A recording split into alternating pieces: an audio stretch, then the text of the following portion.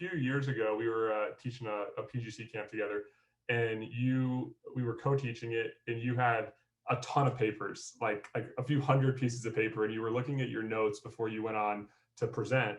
And I looked at it, I was like, wow, that's a lot of notes. And then you looked at me and you said, I actually don't even really need these. It's just for my confidence. Like the visual cue was for your confidence.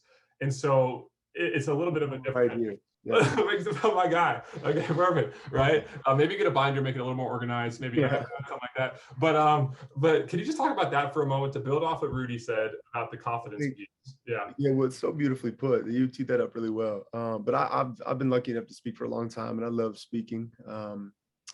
And I found that as human beings, just like in shooting, your confidence is always eavesdropping on your self-talk.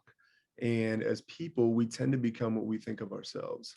And usually, if the narrative, like just like the game bends in the direction of our strongest habit, our mind bends in the direction of our strongest thought, the one we feed the most. And if you consistently decide who you want to be and win it with little votes every day, you get really good at it.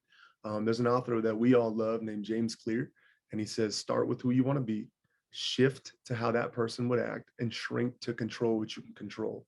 And that's how you become a great shooter as well. You say Um, yeah, sorry.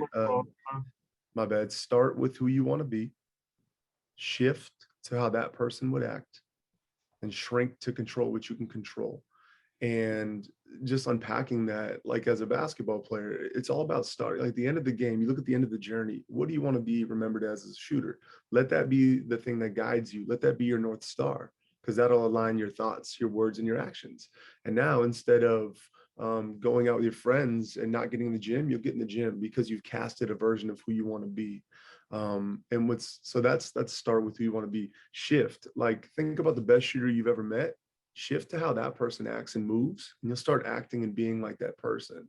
And then you become the uncommon amongst the uncommon.